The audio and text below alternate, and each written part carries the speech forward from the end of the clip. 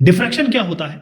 Diffraction का मतलब होता है कि जब कोई लाइट वेव इस तरीके से जा रही है, अगर हम टॉर्च की लाइट देखें तो सीधी जाती है, लेकिन अगर बीच में कोई व्यवधान आ जाए, कोई ऑब्स्टेकल आ जाए, तो ये जो लाइट है वो अपना पाथ चेंज कर देती है, यानी कि ये बेंड हो जाती है। यहां पर एक एक्सपेरिमेंट आप देख रहे हैं, इसमें एक साहब एक वस्तु को इस पानी पे मार रहे हैं। जैसे ये मार रहे हैं इसका मतलब ये इसे एनर्जी दे रहे हैं, और जैसे आप एनर्जी देंगे ये पानी जो शिथिल था, रुका हुआ था, इसमें ये वेव्स बनने लगी है। यानी कि जैसे आपने एनर्जी दी ये पानी जो है वो वेव्स की तरह आगे बढ़ रहा है, यानी कि एनर्जी का ट्रांसफर हो रहा है। तो कहीं पे इसका क्रेस्ट आता है, कहीं पे ट्रफ आता है, यानी उतार चढ़ाव। अगर ओशन में आप देखें कहीं भी कोई व्यवधान हो तो पानी उसके अराउंड घूमने लगता है, या फिर इस तरीके से गोल गोल या लहरदार बन जाता है। यहां पर आप देख रहे हैं कि एक लाइट रेस, अगर ये कोई एक ऑब्जेक्ट है, इसकी सीधी आपको ऐसी इमेज आनी चाहिए, लेकिन क्योंकि इस ऑब्जेक्ट से लाइट बेंड हो रही है तो आप ये देखेंगे कि यहां पर जो इमेज बन रही है वो एक फजी शैडो बन रही है, यानी एक्चुअल इमेज नहीं बन रही है। पानी, क्योंकि लाइव एग्जांपल आप देख रहे हैं, मुड़ रहा है, बेंड हो रहा है, और हम जो लाटाएं कहते हैं, वेव्स हैं, वो भी हम देखते हैं।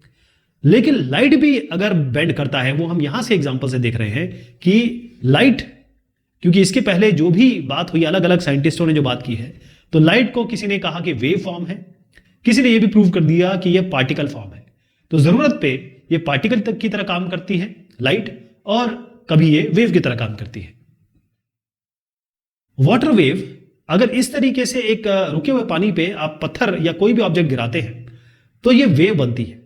लेकिन अब वेव आगे बढ़ रही है, ये वेव आगे बढ़ रही है, तो वेव आगे बढ़ती है, इसका मतलब एनर्जी यहां से आ रही है, ये वेव है। तो अगर मैं इसका एक क्रॉस सेक्शन लूं तो आपको क्या लगता है कि यहां पर अगर एक छोटा सा गैप दे दिया जाए तो इसको कैसे आ जाना चाहिए? ये जो वेव्स हैं ये इस तरीके से सीधी निकल जाएंगी, ऐसे वेव है, अगर इसके बीच में आप ब्रेक दे दें तो जो वेव जानी है वो चली जाएंगी। लेकिन ऐसा नहीं होता है, इसमें होती है बेंडिंग, और ये बेंडिंग जो होती है वो इसके लिए ह्यूजेंस प्रिंसिपल, या फिर आप हाइगन्स प्रिंसिपल कह सकते हैं, शॉर्ट फॉर्म में लिख रहा हूं, हाइगन्स प्रिंसिपल या ह्यूजेंस प्रिंसिपल, ये काम करता है। इस पर भी अभी चर्चा करेंगे।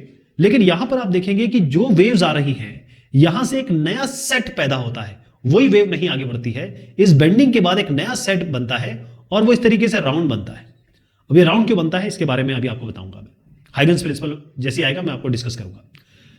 जब एक पानी बह रहा है, यहां पर आप देख रहे हैं कि यहां पर एक स्लिट थी, यहां पर एक व्यवधान था, या फिर कहीं एक गैप था, लेकिन यहां पर हमने दे दिया दो गैप। अब गैप जब होता है तो मैंने जैसे आपको बताया कि पानी इस तरीके से एक सीधी धारा में आ रहा है, फिर ये इसका डिफ्रैक्शन होने लगता है, डिफ्रैक्शन यानी इसकी बेंडिंग होने लगती है। तो हाइगन्स प्रिंसिपल ये कहता है, क्योंकि आगे भी आएगा तो हाइगन्स प्रिंसिपल को ध्यान से समझिएगा, हाइगन प्रिंसिपल ये कहता है कि जब भी एक लाइट सोर्स या वेव जब भी आगे बढ़ती है तो उसका हर एक पॉइंट एक सोर्स की तरह काम करता है, और ये जो सोर्स है इसके अराउंड ये सर्कल में घूमती है।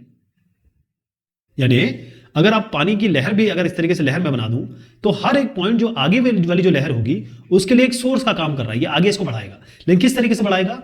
हर एक डायरेक्शन में बढ़ाएगा, ध्यान रखिएगा। और क्योंकि एनर्जी इस तरफ से आ रही है इसीलिए आगे बढ़ जाता है। और क्योंकि अब ये जो पोर्शन मैं आपको दिखा रहा हूं ये कहां से बन रहा है, ये जो आप राउंड शेप देख रहे हैं कहां से बन रहा है, ये हाइगन प्रिंसिपल से ही कहना है कि भाई ये राउंड शेप होता है, और क्योंकि आगे की तरफ बढ़ रहा है तो ये पोर्शन आगे बढ़ जाता है। तो ये पोर्शन आगे बढ़ा। अब यहां से अगर आप एक स्लिट दे रहे हैं, एक गैप दे रहे हैं तो ऐसे बढ़ रहा है, एक गैप आप दे रहे हैं तो ऐसे बन जाएगा। तो ये जो वेव हैं आपस में टकराएंगी, और किस तरीके से टकराएंगी, चाहे वेव ले लें चाहे लाइट ले लें, ये आपस में टकराएंगी और कहीं पर ये जुड़ेंगी, कहीं पर ये घटेंगी। इसका भी एग्जांपल मैं आपको दूंगा।